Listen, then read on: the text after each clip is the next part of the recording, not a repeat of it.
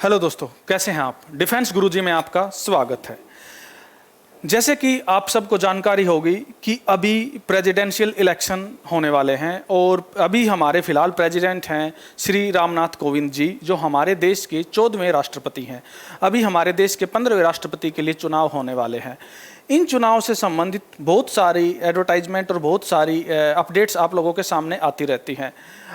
अब हम being a citizen, नागरिक होने के नाते हमारी जिम्मेदारी यह है कि हमारे देश का प्रधान कौन होगा, कैसे होगा, किस सिस्टम के तहत हमारे देश के प्रधान को चुना जाएगा।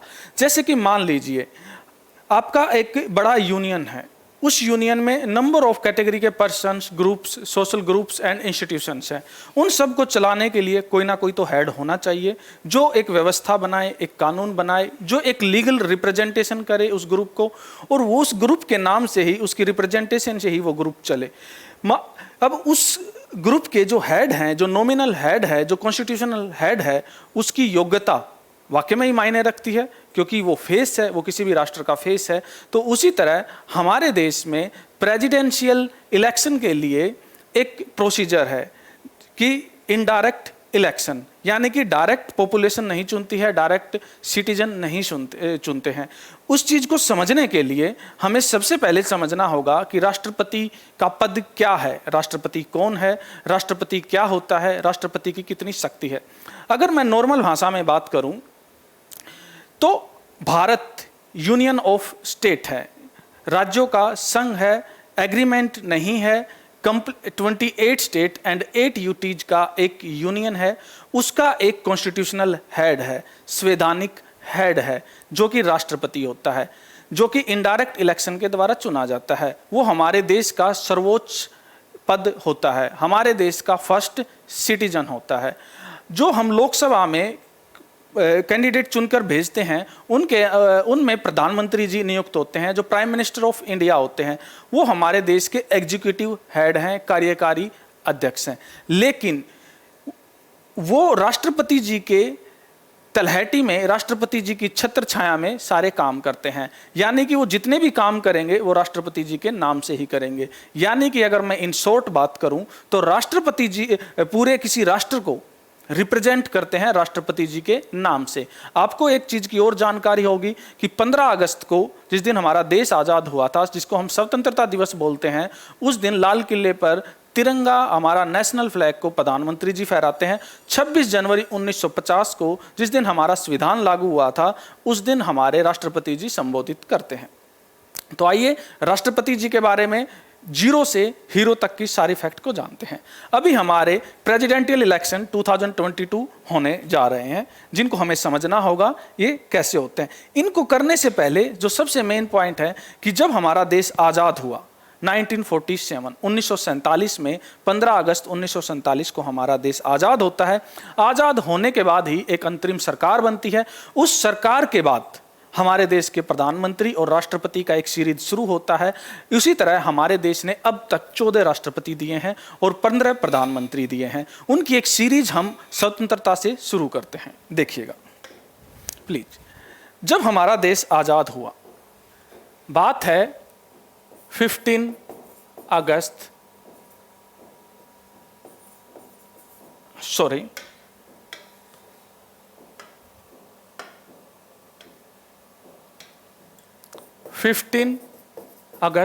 1947 की। ये हमारा संविधान, हमारा देश आज़ाद होता है। उससे पहले हमारा संविधान बनता है। संविधान यानी कि कॉन्स्टिट्यूशन बनता है, जो हमारा कॉन्स्टिट्यूशन 26 नवंबर 1949 यानी कि 26 नवंबर 1949 बन के रेडी हो जाता है। इसको रेडी करने से पहले हमारे इसके ये संविधान जिसने बनाया था वो थी कॉन्स्टिट्यूशनल असेंबली, यानी कि संविधान सभा।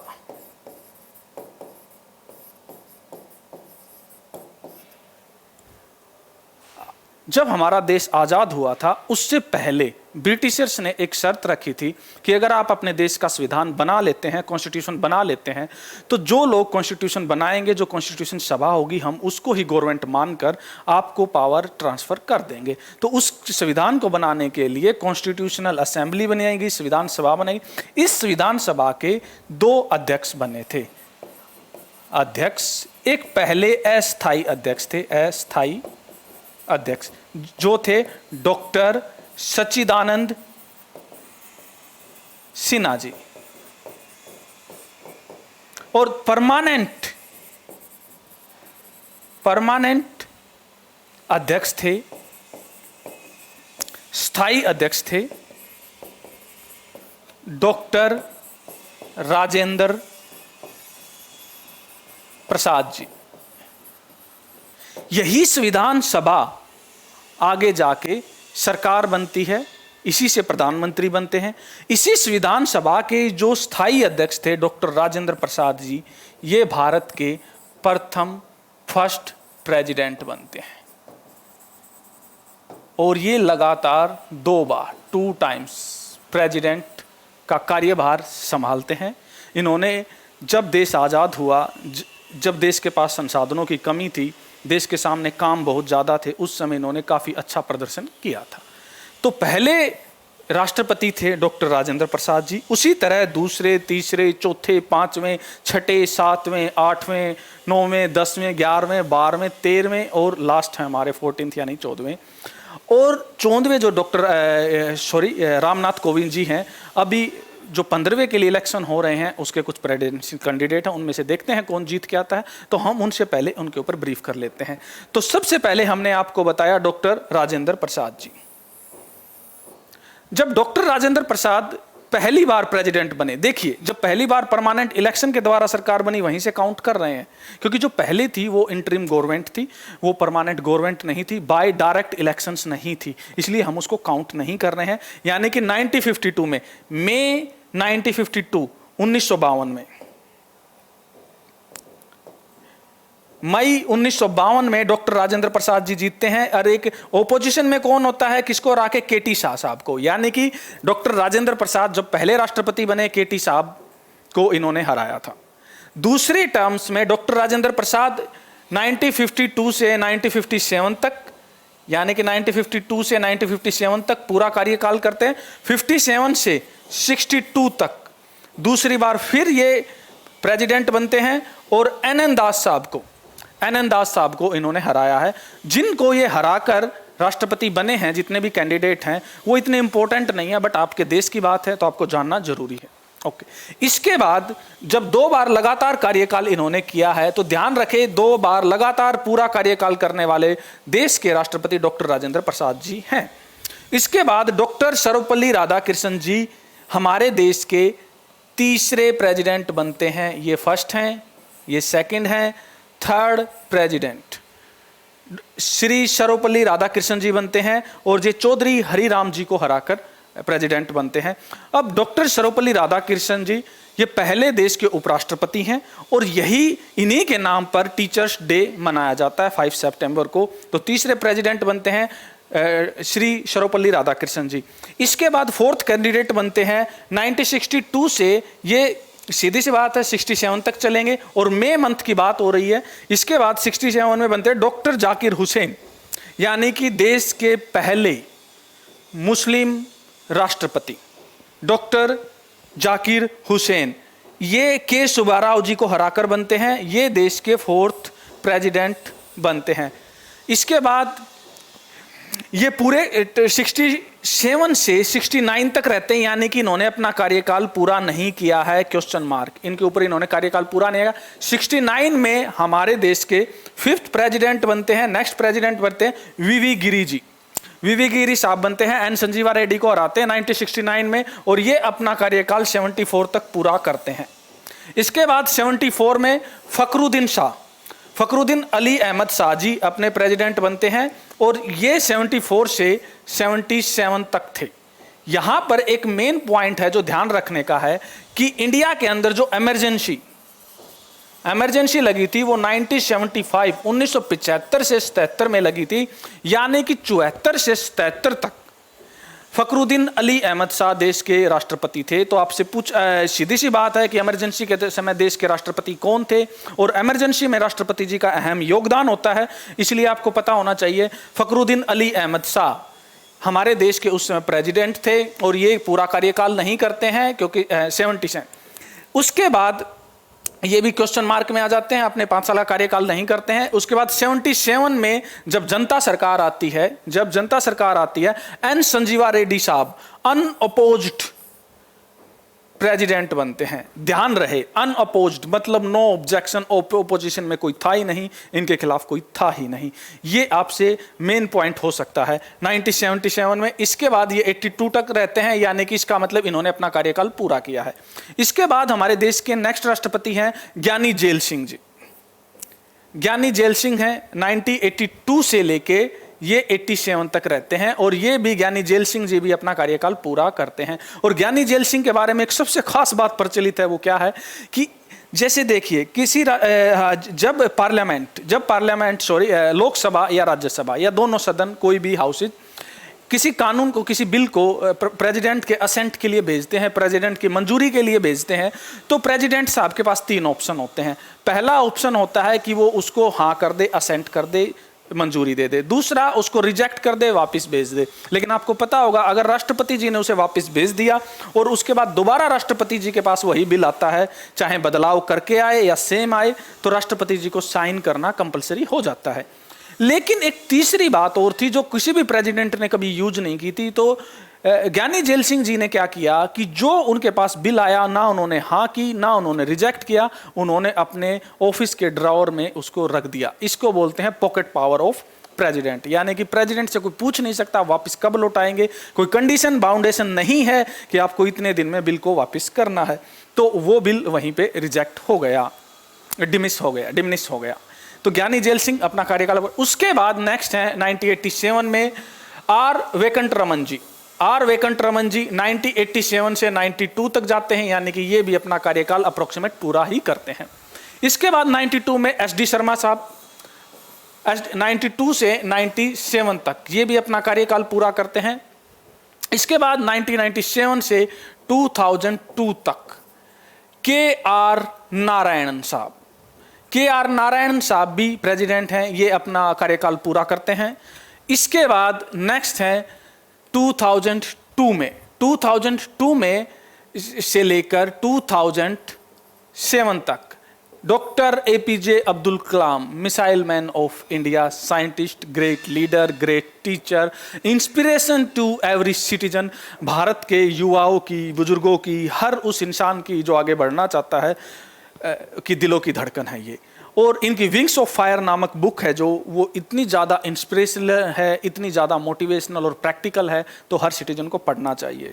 ठीक है, thank to doctor APJ Abdul Kalam साहब। इसके बाद नेक्स्ट हैं प्रतिभा पाटिल जी 2007 से लेकर 12 तक है, ये भी अपना कार्यकाल पूरा करते हैं। और 2012 में प्रणब मुखर्जी बनते हैं, और 2012 से 17 तक ये भी अपना कार्यकाल पूरा करते हैं। इसके बाद 2017 से लेकर 22 तक रामनाथ कोविंद जी, और जो मीरा कुमारी जी को हराकर ये बनते हैं। मीरा कुमारी कौन है? मीरा कुमारी लोकसभा की पहली महिला अध्यक्ष मीरा कुमारी जी हैं। उनको हराकर ये भारत के 14th प्रेसिडेंट बनते हैं। अब ध्यान दें कौन कौन कंप्लीट नहीं कर पाए हैं, तो अपना कार्यकाल कंप्लीट नहीं कर पाए हैं। एक तो जाकिर हुसैन साहब अपना पूरा नहीं कर पाए हैं, और एक फखरुद्दीन अली अहमद साहब पूरा नहीं कर पाए हैं। यहाँ नोट करने की चीज़ें हैं कि दोनों फखरुद्दीन अली अहमद साहब और जाकिर हुसैन साहब अपना कार्यकाल पूरा नहीं कर पाए हैं। नेक्स्ट है Shri Ramnath Kovind ji, president of the India, Bharat के फिलहाल के राष्ट्रपति, 14वें राष्ट्रपति, गणतांत्रिक भारत के राष्ट्रपति, महामहिम constitutional head, representative first eyes of the nation, Bharat के पहले नागरिक, तीनों सेनाओं के प्रधान और आपके राष्ट्र का चेहरा। इनके बारे में अगर बात करते हैं तो ये 14वें राष्ट्रपति हैं। 14th प्रेसिडेंट हैं। ये पेशे से वकील हैं, लॉयर हैं, पॉलिटिशियंस भी हैं। ये यूपी से बिलोंग करते हैं और एक्स गवर्नर ऑफ बिहार रह चुके हैं, एक्स गवर्नर ऑफ बिहार रह चुके हैं। इनके कार्यकाल में काफ़ी अच्छे काम हुए हैं, बहुत सारे काम किए हैं। इन्होंने अपने पद को बड़ी गरिमा से और बड़ी जिम्मेदारी के साथ निभाया है, हम इनका धन्यवाद करते हैं।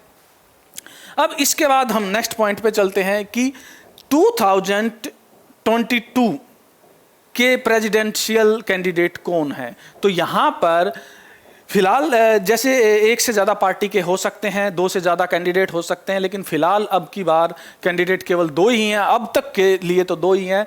NDA candidate, presidential candidate of NDA government, यानी कि जो रूलिंग पार्टी है फिलहाल इंडिया के अंदर, भारत के अंदर, उसके प्रेसिडेंशियल कैंडिडेट हैं द्रौपदी मुर्मू जी। द्रौपदी मुर्मू जी भारत की प्रेसिडेंशियल कैंडिडेट हैं 2022 के लिए, 15वें राष्ट्रपति चुनाव के लिए, 15th प्रेसिडेंशियल इलेक्शन के लिए, 15वें प्रेसिडेंशियल इलेक्शन के लिए कैंडिडेट हैं। इनकी कुछ खास बातों की अगर हम बात करें तो ये एक्स गवर्नर रह चुकी हैं 2015 से 21 तक, 2015 से 21 तक, 2015 से 21 तक एक्स गवर्नर हैं। इनके जन्मदिन की बात करें, इनकी डेट ऑफ बर्थ की बात करें, 20 जून 1958, 20 जून 1958 को, यानी कि सुर्खियों में एक बात और आ जाती है कि एनडीए गवर्नमेंट ने इनको जब अपडेट किया कि आप प्रेसिडेंशियल कैंडिडेट हैं, इनको पहले से इस बारे में कोई जानकारी नहीं थी, क्योंकि ये काफ़ी सीक्रेट अनाउंसमेंट्स होती हैं, काफ़ी सीक्रेट प्रोसीजर होता है, ऐसे ही ये अफवाहों में नहीं जा सकता है। तो ये 20 जून को जब इनका बर्थडे था, जब इनका जन्म दिवस था, जब ये मंदिर में पूजा कर रही थी, वहाँ पे सफाई कर रही थी, उस दौरान उनको जाके बताया गया कि आप इस बार की 15वें राष्ट्रपति चुनाव की कैंडिडेट हैं। इसके अलावा ये ये एक टीचर, पैसे से टीचर हैं और पॉलिटिशियंस भी हैं, और शेड्यूल्ड ट्राइब से आने वाली हैं, यानी कि जनजातीय कैंडिडेट हैं। ये जनजातीय कैंडिडेट है, यानी कि अगर ये राष्ट्रपति चुनाव जीत जाती हैं तो ये भारत की पहली शेड्यूल्ड ट्राइब प्रेसिडेंट होंगी, और ये हमारे राष्ट्र के लिए बड़े गर्व की बात होगी। इसके अलावा ये ओडिशा से बिलोंग करती हैं। अब बात करते हैं ओपोजिशन पार्टी। ओपोजिशन पार्टी ने अपना जो प्रेसिडेंशियल कैंडिडेट किया है वो है डॉक्टर यशवंत सिन्हा। काफ़ी जानी मानी शख्सियत हैं, पहले मिनिस्टर्स भी रह चुके हैं, फाइनेंस मिनिस्टर रह चुके हैं, एक्सटर्नल अफेयर मिनिस्टर रह चुके हैं। तो अगर मैं इनकी बात करूं तो ये एक्स फाइनेंस मिनिस्टर रह चुके हैं जनता दल में 1990 टू 1991 में, 1990 से 91 में ये फाइनेंस मिनिस्टर रह चुके हैं। 6 नवंबर 1937 का इनका बर्थडे है, अप्रोक्सीमेट 85 ईयर प्लस के हो चुके हैं, ये ध्यान रहे। इसके अलावा ये पॉलिटिशियन हैं और बिहार से ये बिलोंग करते हैं, ठीक है। अब हम बात करते हैं राष्ट्रपति चुनाव की, राष्ट्रपति निर्वाचन की। तो राष्ट्रपति का चुनाव आपको पता है चुनाव आयोग द्वारा किया जाता है। तो चुनाव आयोग में 3 कमिश्नर होते हैं, एक चीफ कमिश्नर होता है, 2 उसके असिस्टेंट कमिश्नर होते हैं। तो जो हमारे देश के चीफ इलेक्शन कमिश्नर हैं राजीव कुमार जी, राजीव कुमार जी ने अनाउंस किया है, उन्होंने अपडेट दिया है कि 14th प्रेसिडेंशियल इलेक्शन में जो एमपी वोट वैल्यू थी, मेंबर ऑफ पार्लियामेंट की वोट वैल्यू थी 708 थी, 708 थी, यानी कि एक एमपी के जो वोट की वैल्यू है, वोट वैल्यू वो 708 थी। लेकिन इस बार ये कौन से की बात कर रहे हैं हम, 14th इलेक्शन की बात कर रहे हैं। अब जो 15th है 2022 वाला इलेक्शन है राष्ट्रपति चुनाव का, उसमें एक एमपी के वोट की वैल्यू कम होने वाली है और वो होने वाली है 700। एक एमपी के वोट की वैल्यू कितनी है, एक एमएलए के वोट की वैल्यू कितनी है, ये स्टेट टू स्टेट वेरी करता है, क्या क्या फैक्टर इसके पीछे काम करते हैं, हम उस पर बात करेंगे। लेकिन फिलहाल एक छोटा सा फैक्ट यही है कि अब की बार वोट की वैल्यू कम होने वाली है। क्यों होने वाली है? क्योंकि आपको पता ही है जम्मू कश्मीर को अभी स्टेट नहीं है, वो सेंट्रल गवर्नमेंट के अंडर में आ गए हैं, यानी कि वहाँ की लेजिस्लेटिव असेंबलीज को इलेक्शन से, वो अब लेजिस्लेटिव असेंबली वहाँ पर नहीं है तो वो इलेक्शन से बाहर होंगी। ये पूरा फैक्ट हम समझेंगे, तो प्लीज आगे देखिए। अगर हम बात करें कि प्रेसिडेंट साहब के इलेक्शन में कौन कौन पार्टिसिपेट करता है, अगर मैं मोटी मोटी बात करूं तो प्रेसिडेंट साहब के इलेक्शन में सीधी सी बात है, वही बंदे वोट करेंगे, वही कैंडिडेट्स वोट करेंगे, वही वोटर्स वोट करेंगे जो सिटीजन ने डायरेक्ट इलेक्ट किए हैं। यानी कि जो नॉमिनेटेड पर्सन्स हैं, नॉमिनेटेड कैंडिडेट हैं, राष्ट्रपति जी ने जिनको नॉमिनेट किया है वो इससे बाहर रहेंगे। ध्यान रहे, मेन फैक्ट है। तो कौन रहेंगे? Lok Sabha, Rajya Sabha and legislative assemblies के इलेक्टेड मेंबर ओनली इलेक्टेड नॉमिन। और इस नो राइट टू वोट, कौन वोट से बाहर रहेगा? स्टेट काउंसिल बाहर रहेंगे। आपको पता है कि 6 स्टेट में स्टेट काउंसिल है, जो कि उच्च सदन बोला जाता है, अपर हाउस बोला जाता है। जैसे सेंटर में लोकसभा और राज्यसभा होती है, उसी तरह स्टेट्स में, कुछ स्टेट में केवल लोकसभा की तर्ज पर ही असेंबली होती है जो इलेक्टेड होती है, जिससे सीएम बनता है। आपको मोटा मोटा इसके बारे में जानकारी होगी। लेकिन अगर मैं सेंटर में जैसे राज्यसभा होती है, वैसे ही कुछ स्टेट ने राज्यसभा का पैटर्न फॉलो किया है, जिसको हम लेजिस्लेटिव काउंसिल बोलते हैं। यह केवल 6 स्टेट में है। पहले जम्मू कश्मीर में भी थी, तो इसलिए जम्मू कश्मीर में अब नहीं रहा, तो वो कट गया। हम उस पर बात नहीं करते हैं।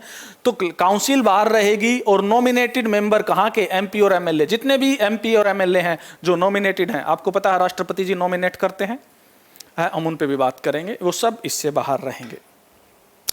अब मैं प्रेसिडेंट ऑफ इंडिया के बारे में थोड़ी सी एक बेसिक जानकारी ले लेता हूं, फिर उसके बाद हम उसके इलेक्शन पे बात करेंगे कि कैसे इलेक्शन होता है, प्रेसिडेंट कौन है, क्या है, कॉन्स्टिट्यूशनल हेड कहां से है, कैसे है, उनको क्या क्या शक्तियां मिली हुई है, उनका पद कहां से आया है।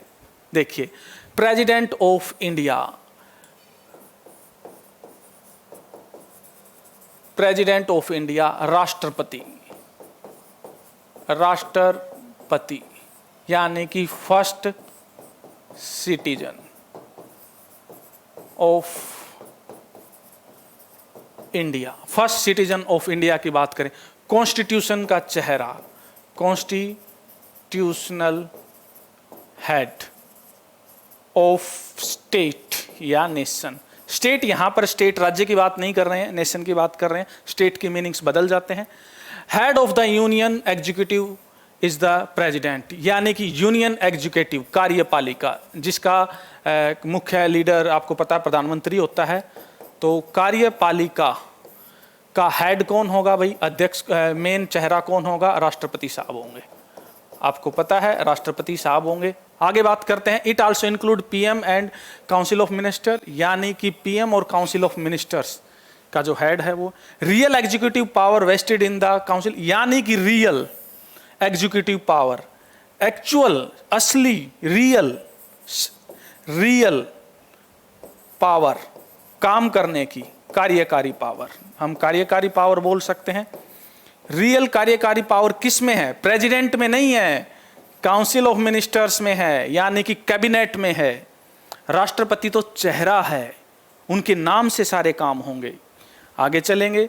आर्टिकल 53 कॉन्स्टिट्यूशन का क्या कहता है? The executive power of the president are exercised by him directly, या तो वो खुद करेंगे या through the officer subordinate to him in the accordance with the constitution. अभी बताया ना कि जितने भी काम होंगे, कार्यकारी, एग्जीक्यूटिव, जितने भी काम होंगे, जितने भी कार्य होंगे, जितनी भी शक्ति है, वो प्रेसिडेंट साहब या तो खुद करेंगे या उनके अंडर के थ्रू काउंसिल ऑफ मिनिस्टर्स करेंगे, या उनके अंडर में जो ऑफिसर्स हैं वो करेंगे। नेक्स्ट बात करते हैं इनका इलेक्शन। तो इनडायरेक्ट इलेक्शन होता है। इनडायरेक्ट इलेक्शन क्यों होता है भाई? इनडायरेक्ट इलेक्शन क्यों होता है? क्योंकि सिटीजन डायरेक्ट वोट नहीं करते हैं। हाँ जी, तो और क्या बोल रहे? Electoral college in the accordance with the system of the proportional representation by the mean single transferable vote, यानी कि इसका जो इलेक्शन होता है उसमें प्रोपोर्शनल रिप्रेजेंटेशन होता है। इसका मतलब क्या है? जितनी भी पार्टीज हैं, चाहे रूलिंग पार्टी हैं, ओपोजिशन की पार्टी हैं, उनके जितने भी एमपीज हैं और एमएलएज हैं, उनके वोट को सेम पावर देना। ऐसा नहीं है कि भाई जो रूलिंग पार्टी है वही ज़्यादा पावरफुल रहे इलेक्शंस में, प्रेसिडेंट के कैंडिडेटियल इलेक्शन में, इसलिए सबको इक्वल प्रोपोर्शन, इक्वल पावर दी जाती है। सिंगल ट्रांसफरेबल वोट का मतलब क्या है? कि जितने भी कैंडिडेट है आपको प्रेफरेंस देनी होगी। सिंगल ट्रांसफरेबल वोट का मतलब है कि प्रेफरेंस देना होगा। या मान लो 3 कैंडिडेट खड़े हैं, अज्यूम इट, 3 कैंडिडेट खड़े हैं, ए खड़ा है, बी खड़ा है, सी खड़ा है, तो आपको देना होगा ए को मान लो आप सेकंड प्रेफरेंस दे रहे हो, बी को आप फर्स्ट दे रहे हो, सी को थर्ड प्रेफरेंस दे रहे हो, तीनों को प्रेफरेंस देना कंपलसरी है। और इसमें कौन कौन पार्टिसिपेट लेगा हम बता चुके हैं, बोथ हाउस ऑफ पार्लियामेंट, कौन है, लोकसभा और राज्यसभा, और क्या इलेक्टेड मेंबर ऑफ स्टेट यानी कि असेंबली के मेंबर।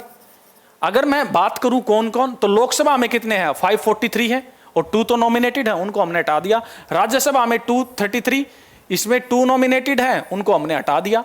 राज्यसभा में 12 नॉमिनेटेड है, उनको हमने हटा दिया, यानी कि लोकसभा में 543 और राज्यसभा में 233 बंदे आएंगे, यानी कि टोटल कितने हो गए भाई, टोटल हो गए 776 एमपी वोट करेंगे। अब उनके वोट की वैल्यू क्या है, क्या सबके वोट की वैल्यू इक्वल है, सबके वोट की वैल्यू अलग है, वो हम देखेंगे। अगर मैं बात करूं इलेक्टोरल ऑफ स्टेट्स की, तो बात करते हैं एमएलएज, सभी यानी कि 28 स्टेट प्लस में 2 यूटी जिसके अंदर असेंबली है, कौन कौन सी है, दिल्ली है भाई और पुडुचेरी है भाई, इनको मिला के सबके जितने भी एमएलए बनते हैं, कितने एमएलए बनते हैं भाई, ये बनते हैं 4033, 4033, और ये ज्यादा थे। जम्मू कश्मीर अब स्टेट नहीं रहा, वहां पर असेंबली नहीं है, तो उसको काट दिया गया है, वो हटा दिया गया, यानी कि 776 एमपी और 4033 एमएलए वोट करेंगे। उन वोट के अंदर से आपके प्रेसिडेंट साहब प्रेफरेंस के आधार पर जीतेंगे। अब जितने एमपी और एमएलए हैं जो नॉमिनेटेड नहीं है, वो किसने इलेक्ट किए थे, पब्लिक ने इलेक्ट किए थे। आगे चलते हैं।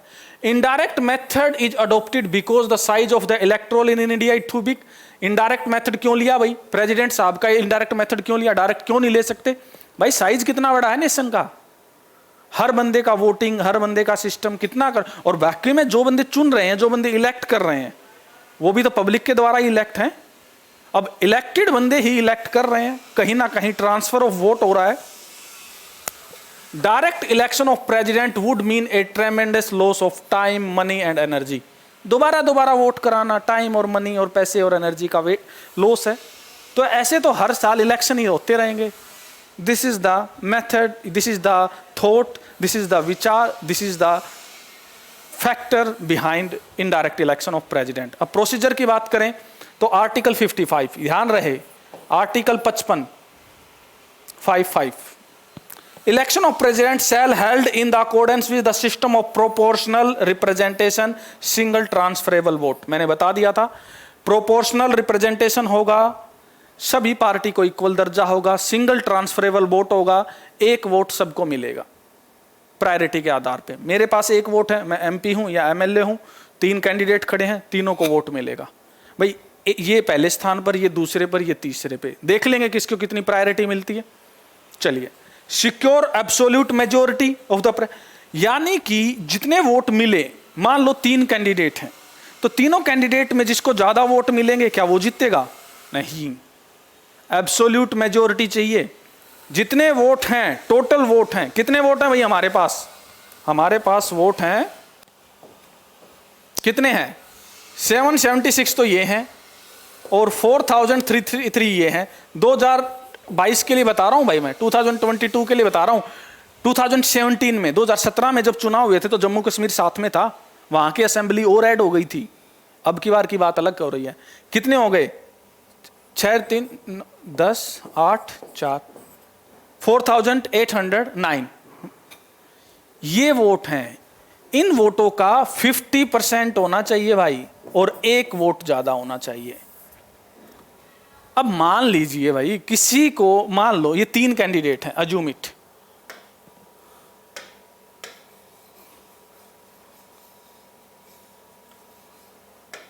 मान लीजिए 3 कैंडिडेट है, ए है, बी है और सी है। मान लो ए को वोट मिलते हैं, टोटल वोट 4800, मान लो 5000 वोट मान लेता हूं भाई, अज्यूम करो मेरे पास टोटल वोट है 5000। मैं एग्जांपल ले रहा हूं भाई, मान लीजिए ए को प्रेफरेंस, ए को वोट मिले मान लो भाई 2000, बी को मिले 1500 और सी को मिले 1600 मान लो, और इनको मिले 1400। 50% कितना है? 2500 प्लस 1 यानी कि 2501 वोट चाहिए ना, तो कोई नहीं जीतता। यानी कि जो तीसरे वाला है इसको कट करो भाई, अब कट कर दो। अब ये जो 1400 वोट थे ना, ये दोबारा ट्रांसफर करो भाई, इनको प्रेफरेंस दो। अब मान लो इन्होंने प्रेफरेंस दे दी 1400 बंदों ने, मान लो 400 बंदों ने इनको प्रेफरेंस दे दी दोबारा से, और 1000 बंदों ने इनको प्रेफरेंस दे दी, तो क्या हुआ? ए के पास कितने वोट हो गए? 2400 हो गए, और बी के पास कितने हो गए भाई? 2600 हो गए, फालतू हो गए। Be will with win the game. समझो, एब्सोल्यूट मेजोरिटी बड़ा रोल प्ले करती है। कितना छनकर, कितना प्योर होके पोरिंग इफेक्ट से जाता है। इतनी आसानी से कैंडिडेट नहीं जीतता है। ये यही कह रहा है, कोटा सिस्टम एंड 51% प्लस 1। इसके बाद हम बात करते हैं प्रोसीजर क्या है भाई।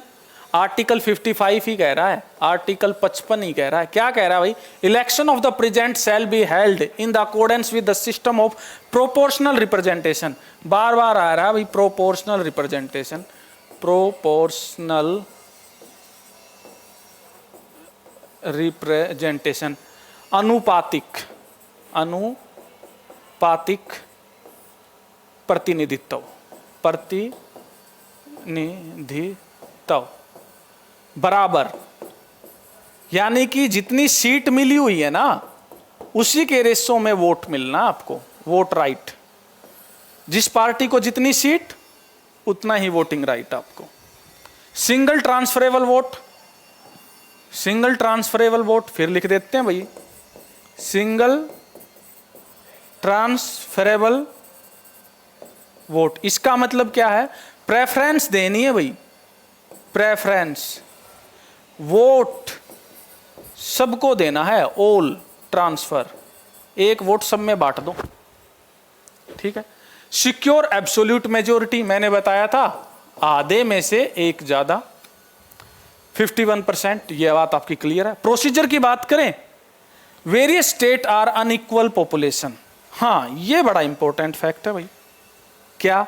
देखिए, समझिए बात को। अब एक बात बताइए, हर स्टेट की पॉपुलेशन इक्वल है क्या? फाइनली प्रेसिडेंट जो बन रहे हैं, प्रेसिडेंट साहब बन रहे हैं, वो किसके बन रहे हैं? पॉपुलेशन के ही बन रहे हैं ना, नेशन के बन रहे हैं। तो डायरेक्टली पॉपुलेशन का ही प्रतिनिधित्व होना चाहिए। मान लीजिए 2 स्टेट हैं, एक स्टेट की पॉपुलेशन है 10 करोड़, एक स्टेट की पॉपुलेशन है 1 करोड़, और मान लीजिए सीट उनकी उस पॉपुलेशन के प्रोपोर्शन में नहीं है, तो जिसकी जितनी सीट बेनिफिट ले जाएंगे, पॉपुलेशन का कोई रोल नहीं है, तो पॉपुलेशन को प्रायोरिटी रखी जाएगी। उसके ऊपर हम कैलकुलेशन करेंगे कैसे होगा। Strength of legislative not uniform, हाँ बता दिया ना, लेजिस्लेटिव असेंबली है जो विधायिका है आपकी, विधान सभा है आपकी, ठीक है। ये इक्वल थोड़ी ना है, इसकी सीट सारी जगह यूनिफॉर्म थोड़ी ना है। अगर मैं हरियाणा की बात करूं तो 90 है, 90 है टोटली, लेकिन अगर मैं यूपी की बात करूं तो कितनी है वहां पे, आप देखिए कितनी है, कितनी ज्यादा है। तो कैसे यूनिफॉर्मिटी होगी? Voter cast by different MLAs in different state are decided by the definite formula. अब वो क्या फॉर्मूला होगा उसके ऊपर हम बात करते हैं। कि देखिए, अखबार हम एक बात को रिपीट कर रहे हैं दोबारा से ताकि आपको अंडरस्टैंडिंग हो जाए।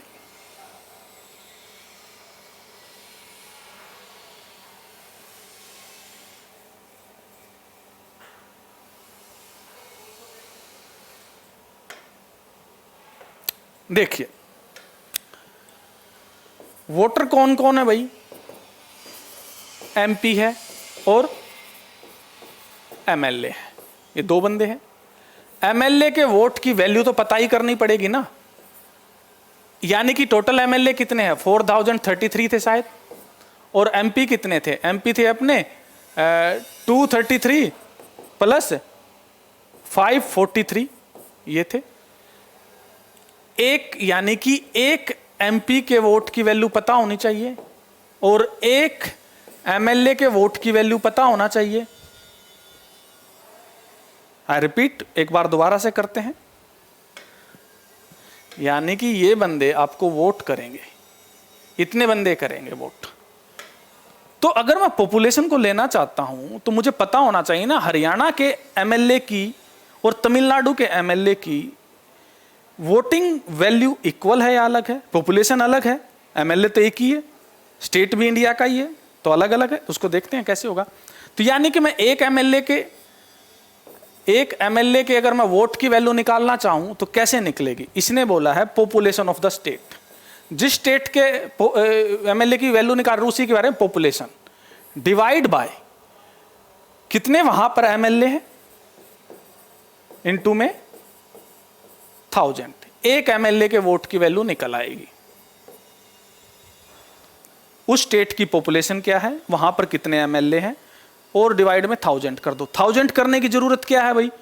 वैसे का कैलकुलेशन आसान हो जाएगी ना। जैसे अज्यूम कर लो भाई, हरियाणा की पॉपुलेशन 1 करोड़ है, हरियाणा की पॉपुलेशन 1 करोड़ है और यहां पे एमएलए है 90, तो 1 करोड़ को 90 से डिवाइड करेंगे, कितनी बड़ी वैल्यू आएगी? तो उसको 1000 से यानी कि 3 जीरो और कर दो। मोस्टली बड़ी कैलकुलेशन है, आसान हो जाएगा, छोटा हो जाएगा। तो उसके लिए हर स्टेट के एमएलए की वैल्यू निकालने के लिए चलो देखते हैं कैलकुलेशन क्या कर सकते हैं हम। देखिए, सबसे पहले हमने बताया था आपको जितने स्टेट्स हैं 28 स्टेट प्लस 2 यूटी जिनके अंदर असेंबली हैं, जिनके अंदर एमएलए हैं। सभी यूटीज के अंदर एमएलए नहीं होते, 2 के अंदर एमएलए हैं, तो उनको देखते हैं। तो आंध्र प्रदेश की बात करते हैं। सबसे पहले आंध्र प्रदेश, आंध्र प्रदेश की बात करते हैं तो यहां पे एमएलए हैं 175, इलेक्टेड बंदे की बात हो रही है, और पॉपुलेशन है इसकी अप्रोक्सीमेट 2 करोड़ 78 लाख। एक सेकंड, हाँ जी, यानी कि 2.7 करोड़ के आसपास। तो एक एमएलए की वोट की वैल्यू निकाले, कैसे निकलेगी भाई? सिंपल कैलकुलेशन करते हैं। यानी कि देखिएगा प्लीज, इसकी पॉपुलेशन कितनी है? 2 करोड़ 78 लाख। तो 2 करोड़ 78 लाख, ठीक है, हाँ जी, डिवाइड बाय एमएलए कितने हैं इसके? 175 इनटू में 1000 और कर देते हैं भाई। एक एमएलए की 0 से 0 गई। अब 175 को इससे काटेंगे तो कर दीजिए, तो 25 से कम 25 से कम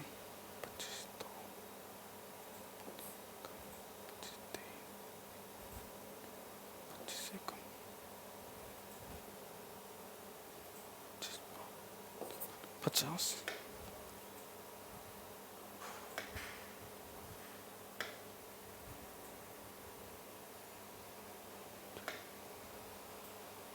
एक सेकेंड,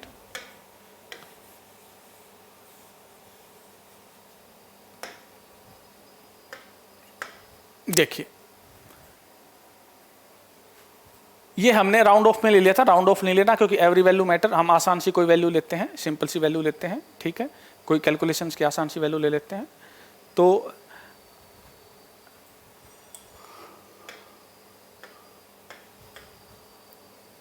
हाँ जी, ऐसे करेंगे तो 175 है तो इससे डिवाइड करेंगे, एक एमएलए की वैल्यू इतनी हो गई भाई, एक एमएलए के वोट की वैल्यू 159 हो गई। और एमएलए कितने हैं भाई? 175, और टोटल वैल्यू कितनी हो जाएगी? 27,825, यानी कि एक स्टेट की। उसी तरह अरुणाचल प्रदेश की बात करें तो अरुणाचल प्रदेश की इतनी, यानी कि कहने का मतलब यह है कि टोटल मेंबर कितने हैं भाई? 4,120, इतने एमएलए हैं। और टोटल वोट की वैल्यू कितनी है भाई? टोटल वोट की वैल्यू है इतनी। एमएलए की बात है, एमपी की बात नहीं है, एमएलए की बात है। इससे हमने निकाल लिया है, इस मेथड के थ्रू निकाल लिया है। अब बात आती है कि ये तो 2017 के प्रेसिडेंशियल इलेक्शन की बात है, 2017 में जो हुए थे। अब है 2022, अब है 2022। तो यानी कि जम्मू कश्मीर कट जाएगा। अगर जम्मू कश्मीर कट जाता है तो डेफिनेटली ये जितने एमएलए हैं इनमें से कितने एमएलए माइनस हो जाएंगे? इसके अंदर से माइनस हो जाएंगे 87 एमएलए। 87 एमएलए माइनस होने के बाद हो जाएगा 4033 अप्रोक्सीमेट शायद। और वोट कितने हो जाएंगे? इसमें से माइनस हो जाएंगे -6264 वोट माइनस हो गए। और इतने, यानी कि 2022 में एमएलए के इतने एमएलए, पूरे देश के इतने एमएलए के इतने वोट हो जाएंगे। ठीक है। और एक चीज और, ऐसा क्यों किया जा रहा है? ऐसा इसलिए किया जा रहा है, आप देखिए ठंडे दिमाग से। अगर मैं अरुणाचल प्रदेश लूं तो इसकी पॉपुलेशन है अप्रोक्सीमेट 4.5 लाख के आसपास, 4,67,000 के आसपास। अगर मैं नेक्स्ट लूं आपका दिल्ली की लूं तो दिल्ली की आपकी पॉपुलेशन अप्रोक्सीमेट कितनी, 4 करोड़ के आसपास है। अगर मैं हरियाणा को लूं तो हरियाणा की पॉपुलेशन अप्रोक्सीमेट कितनी है, 1 करोड़ के आसपास है। 1 करोड़ के नहीं, दिल्ली की 40 लाख है भाई, करोड़ नहीं है, 4 करोड़ 40 लाख है। तो आप एक बात देखिए, हर स्टेट की पॉपुलेशन अलग है, हर स्टेट की पॉपुलेशन के हिसाब से उसकी सीट अलग है। आप देखिए, अगर मैं यूपी की बात करूं, उत्तर प्रदेश की बात करूं, तो पॉपुलेशन कितनी है भाई? देखिए, इकाई दहाई से 8 करोड़ के आसपास, 8.25 करोड़ है। और सीट कितनी है, अलग है। अगर मैं बात करूं सिक्किम की या मिजोरम की, तो मिजोरम की बात करते हैं तो पॉपुलेशन इतनी है और सीट केवल इतनी है। तो वोट की वैल्यू की बात करें तो देखिए, सबसे कम वोट की वैल्यू किसकी है? सिक्किम के एक एमएलए की वोट केवल 7 है। सिक्किम के एक एमएलए की वोट की वैल्यू केवल 7 है। और अगर मैं उत्तर प्रदेश के एक एमएलए की वोट की वैल्यू करूं तो 208 है भाई, 208। देखिए, दोनों आपके देश में ही, भारत राष्ट्र के ही किसी स्टेट के एमएलए हैं। एक एमएलए के वोट की वैल्यू केवल 7 है और उसी टाइम एक दूसरे स्टेट के एमएलए की वोट की वैल्यू अलग है। इसका मतलब क्या? कितने लोगों ने चुन के एमएलए बनाया, उसके बैक में जितने वोटर हैं, उस वोटर का प्रोपोर्शन ही मैटर करेगा।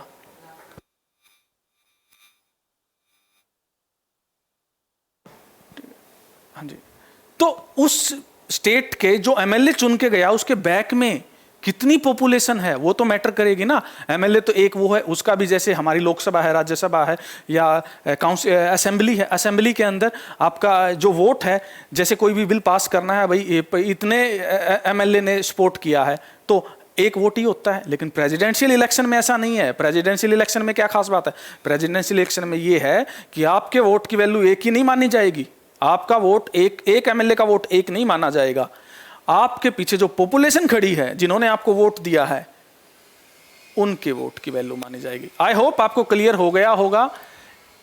एक स्टेट के वो, हाँ, इसके बाद सबसे कम वोट की वैल्यू किसकी है भाई? सिक्किम की। फिर इसके बाद 8 वाले देख लो भाई, कौन है 8 वाला? एक ये है और एक ये है, अरुणाचल प्रदेश और मिजोरम। इसके बाद 9 वोट की वैल्यू किसकी है भाई?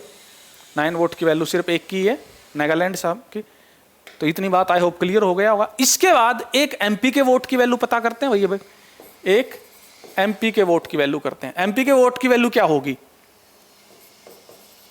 टोटल एमएलए, जितने भी एमएलए थे, टोटल एमएलए के जो वोट हैं उनकी वैल्यू डिवाइड बाय एमपी कितने हैं, कितनी वैल्यू थी। देखें, इतनी वैल्यू थी टोटल, जितने भी एमपी थे ना, सॉरी जितने भी एमएलए थे, एमएलए के जितने भी टोटल वोट थे, टोटल जितने भी स्टेट हैं और दोनों यूटीज हैं, उनकी सब की वोट की वैल्यू इतनी है। इनके वोट की वैल्यू कितनी है यहां पर? ये 5,49,495।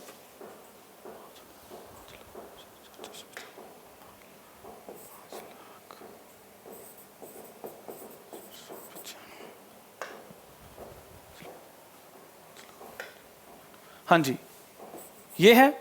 और हमारे एमएलए कितने हैं भाई? एमपी कितने हैं भाई? एमपी थे हमारे, एक तो 233 थे और एक 543 थे। ये थे, इनको डिवाइड कर देंगे तो किसकी आ जाएगी? एक एमपी के वोट की वैल्यू आ जाएगी भाई। देखिए कैसे है। लोकसभा में कितने हैं भाई? 543, यानी कि टोटल कितने हैं 776। और एक एमपी के वोट की वैल्यू कितनी हो गई, कैसे आई 708, निकाल लें, देखते हैं। इसको डिवाइड करते हैं, 495 डिवाइड बाय 7, इससे डिवाइड करते हैं तो अगर इससे डिवाइड करते हैं तो ये आ जाएगी 708, यानी कि एक एमपी के वोट की वैल्यू कितनी है 708। लेकिन अब की बार इसके अंदर से जम्मू कश्मीर माइनस हो गया है। अगर जम्मू कश्मीर माइनस हो गया है तो एक एमपी के वोट की वैल्यू कितनी चली जाएगी, ये तो इतने ही रहेंगे, एमपी तो एमएलए कम हुए हैं ना, तो ये 700 आ जाएगी। यही तो बोला गया था स्टार्टिंग में। कितने एमएलए वोट थे, सिंपल थे 5,49,495। एमपी कितने हैं टोटल, टोटल एमपी हैं आपके 776। और इसको अगर हम डिवाइड करते हैं 708, एक एमपी के वोट की वैल्यू है ये। लेकिन इसमें से जम्मू कश्मीर माइनस अगर हम कर देते हैं, ये 2017 की बात है भाई, 2017 के इलेक्शन की बात हो रही है। अगर मैं 2022 के इलेक्शन की बात करूं तो एक एमपी के वोट की वैल्यू अब डाउन चली जाएगी, वो 700 चली जाएगी। तो देखिए आगे नेक्स्ट पॉइंट क्या कह रहा है, देखिए, यानी कि 776 एमपीज हैं, एक वोट की वैल्यू 700 है। ये किसके लिए है, 2017 के लिए है। अगर ये 776 अगर 22 में बात करेंगे, 2022 में बात करें तो 700 है, तो यानी कि वोट की वैल्यू कितनी आएगी 776 गुणा में 700, इससे कम हो जाएगी इतनी वोट की वैल्यू। और असेंबली में इतने हैं, ये 2017 वाले हैं। अगर मैं 22 की बात करूंगा तो ये कितने हो जाएंगे 4083, और ये वैल्यू कम आ जाएगी। अब यानी कि टोटल वोट कितने हो गए, टोटल 2017 से ही समझ लो, 22 में तो वो माइनस ही करना है, ठीक है। इतने वोट प्लस इतने वोट, यानी कि टोटल वोट हो गए इतने, और इनके वोट की वैल्यू इतनी है और इनके वोट की वैल्यू इतनी है, और टोटल वैल्यू है इतनी। यानी कि इस वैल्यू का या इस नंबर का 50% से एक प्लस चाहिए, और वो आपका इलेक्शन में जीत जाएंगे। तो नेक्स्ट करें बात, अगर मैं क्वालिफिकेशंस की बात करूं तो सिटीजन ऑफ इंडिया होना कंपलसरी है, 35 ईयर एज कंप्लीट होनी चाहिए, लोकसभा का मेंबर बनने की योग्यता होनी चाहिए। प्रेसिडेंट साहब को लोकसभा का मेंबर होना कंपलसरी नहीं है, ना राज्यसभा का, बोल रहा है उसकी इक्वल क्वालिटी होनी चाहिए, क्वालिफिकेशंस होनी चाहिए। कोई ऑफिस ऑफ प्रॉफिट नहीं होना चाहिए किसी भी गवर्नमेंट में, स्टेट गवर्नमेंट में, सेंट्रल गवर्नमेंट में, लोकल बॉडी में। Shall not be member of either house, किसी भी हाउस का मेंबर होना कंपलसरी नहीं है लेजिस्लेचर का। और वो मेंटली स्ट्रांग होना चाहिए, फाइनेंशियली बैंकरप्ट ना हो, दिवालिया ना निकला हो। ओके, टर्म की बात करें कितने टाइम तक, बात करें 5 ईयर, ऑफिस 5 ईयर के लिए होता है, ठीक है। री इलेक्शन, दोबारा से प्रेसिडेंट बन सकते हैं। कौन बना था दोबारा से प्रेसिडेंट, डॉक्टर राजेंद्र प्रसाद जी दोबारा से बने हैं। उसके उनको ऑफिस से हटाया जा सकता है, उनको टर्मिनेट किया जा सकता है, राष्ट्रपति साहब को हटाया जा सकता है, बट कुछ कंडीशन है खास। क्या कंडीशन है, खुद रिजाइन दे दे वाइस प्रेसिडेंट को। दूसरा, रिमूव कर दिए जाएं। कौन कर सकता है, पार्लियामेंट कर सकती है इंपीचमेंट के थ्रू।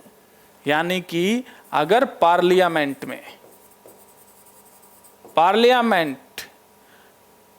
एक इंपीच कर सकती है, इंपीचमेंट, और किस आधार पर, अगर वो कॉन्स्टिट्यूशन के हिसाब से काम ना करें तो। और ये इतना आसान नहीं होता है प्रेसिडेंट का इंपीच करना। अभी तक किसी भी राष्ट्रपति को इंपीचमेंट के थ्रू नहीं हटाया गया है।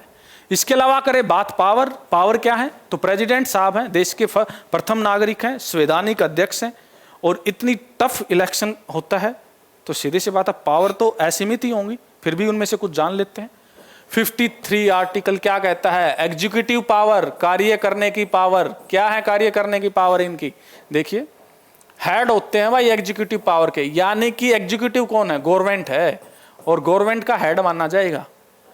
No answerable to any court with exercise of his power, यानी कि जितने भी उन्होंने अपने काम किए हैं, जितने भी उन्होंने अपनी पावर का यूज किया है, अगर गलती से कुछ गलत काम हो जाए, गलती से कोई दुरुपयोग हो जाए, तो वो आंसर नहीं करेंगे। उनके ऊपर कोई जबरदस्ती नहीं है कि आप जवाब दीजिए ये काम आपने क्यों किया। ठीक है, बहुत सारी पर्सनल और लीगल इम्यूनिटीज हैं, आर्म्ड विद एनॉर्मस पावर्स, और काफी उनको सैनिक शक्तियां भी हैं। अगर पावर की बात करें तो एग्जीक्यूटिव पावर है, कार्यकारी, लेजिस्लेटिव विधायिक कानून बनाने की बहुत सारी हैं, फाइनेंशियल धन संबंधी है, जुडिशियल न्यायिक, एक एक करके बात करेंगे। इमरजेंसी पावर है, मिसलेनियस और अदर पावर है। इमरजेंसी आपातकालीन है, आपातकालीन शक्तियां।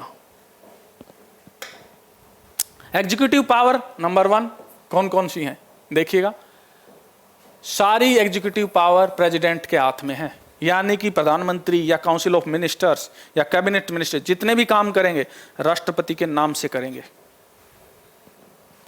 डायरेक्टली या indirectly subordinate, supreme command of the defence forces, तीनों डिफेंस के सुप्रीम कमांड यही 72 आर्टिकल क्या कहता है, grant pardon, reprieve, respite, remission, punishment. Article 72 कहता है संविधान का जो शक्ति संविधान में लिखी है किसी भी पद के लिए, तो ये मान के चलिए उसको असीमित शक्तियां हैं। संविधान में लिखने का मतलब है असीमित शक्तियां। तो माफ कर सकते हैं, कम कर सकते हैं सजा, बढ़ा सकते हैं, पोस्टपोन कर सकते हैं, एक्सटेंड कर सकते हैं, रिमिट कर सकते हैं। मान लीजिए किसी बंदे को सेंटेंस हुआ है या मान लो चार्ज लगा है, पेनल्टी लगी है, रोक सकते हैं, कम कर सकते हैं पूरी। एग्जीक्यूटिव पावर 2 में क्या आती है भाई, पीएम साहब को अपॉइंट कौन करता है, हाँ जो मेजोरिटी पार्टी होती है जीत को आती है, लेकिन अपॉइंट तो राष्ट्रपति जी ही करते हैं, उन्हीं के नाम से होगा।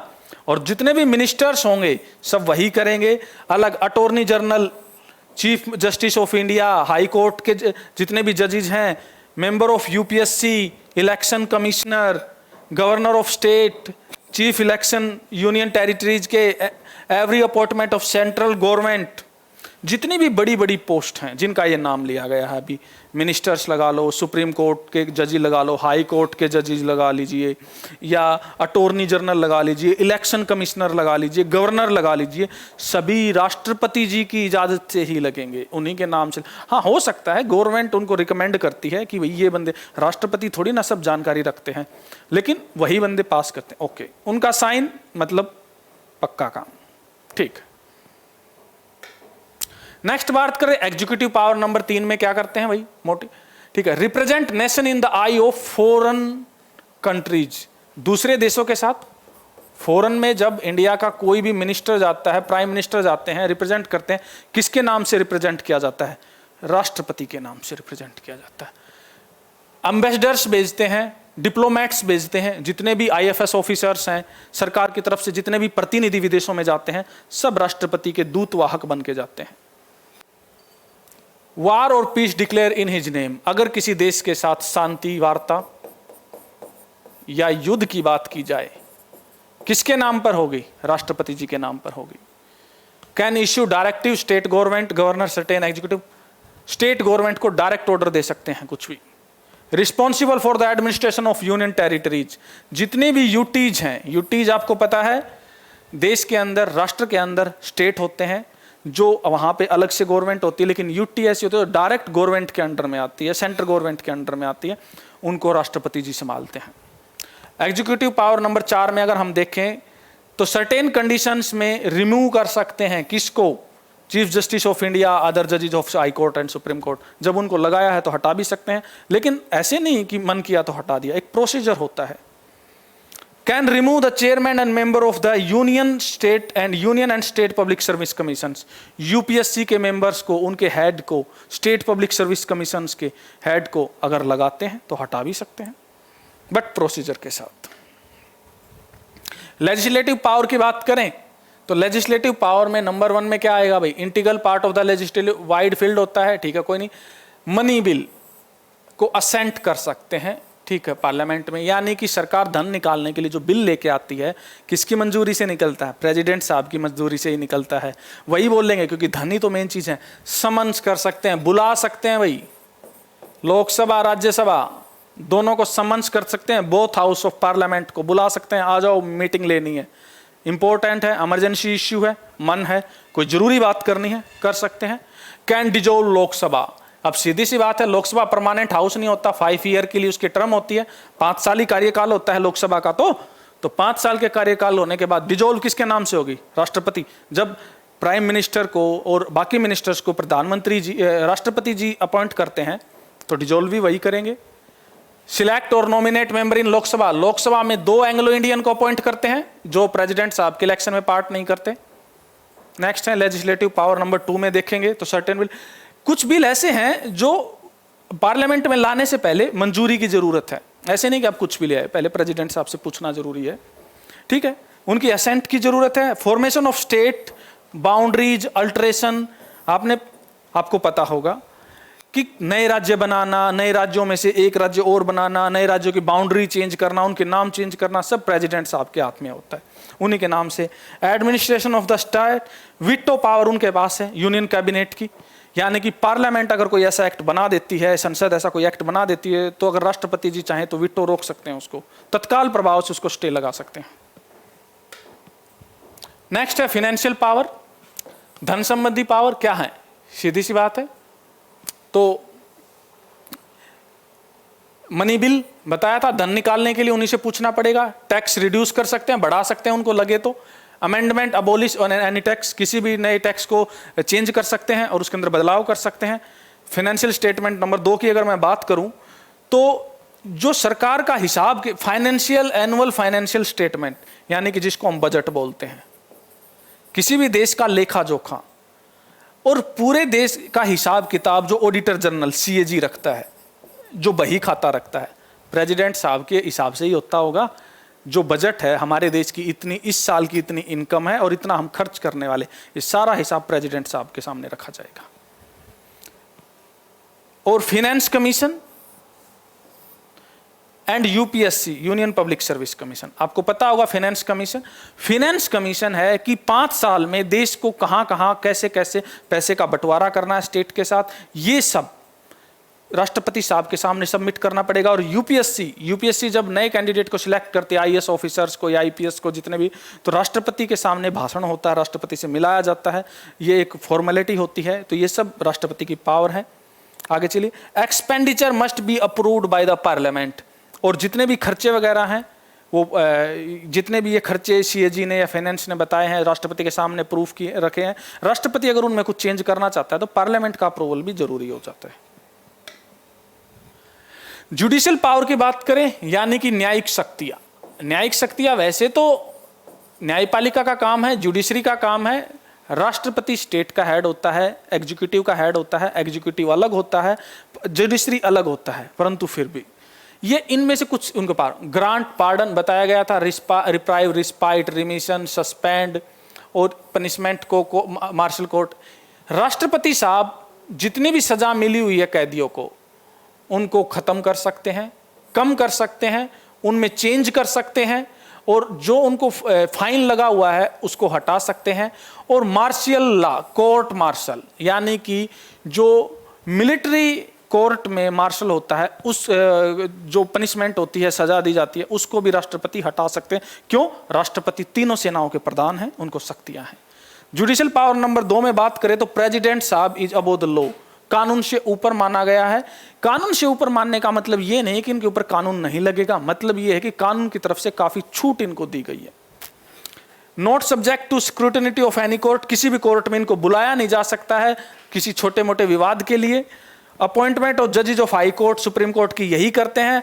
143, आर्टिकल 143 के तहत प्रेसिडेंट साहब सुप्रीम कोर्ट के किसी भी जज से या चीफ जस्टिस से पूछ सकते हैं, एडवाइस ले सकते हैं। इसके अलावा इमरजेंसी पावर है, डेफिनेटली बहुत सारी इमरजेंसी पावर है। तो जो आपके 3 प्रकार के इमरजेंसी बोला है, एक्सटर्नल एग्रेशन और इंटरनल एग्रेशन, इसको बोलते हैं नेशनल इमरजेंसी, जिसको हम बोल सकते हैं नेशनल इमरजेंसी। ठीक है, बैकग्राउंड ऑफ कॉन्स्टिट्यूशनल मशीनरी, यानी कि संविधान का राज ना रहे तो इसको बोल सकते हैं कि कॉन्स्टिट्यूशनल इमरजेंसी और फाइनेंशियल इमरजेंसी। तीनों प्रकार के इमरजेंसी के बारे में हम बात करते हैं। सबसे पहले है नेशनल इमरजेंसी।